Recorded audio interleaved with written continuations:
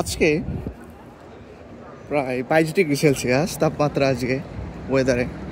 তো এই 22 degree 20 degree সেলসিয়াসে মানে পুরো একদম কাঁপায় আছে রোদরে তাপে।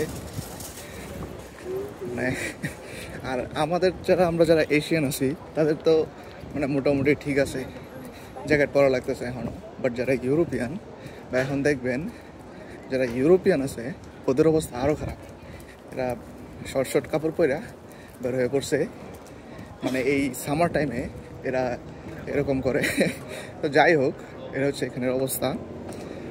বাট আমাদের এশিয়ান যারা আছে এদের কথা বাতিয়ে দিলাম, কারণ এরা হচ্ছে জ্যাকেট ছাড়া কিছু বোঝে না আমার মতো।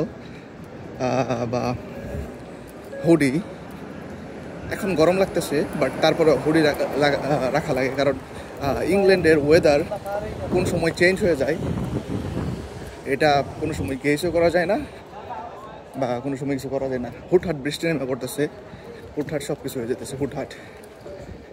তো এই হচ্ছে অবস্থা এখানকার।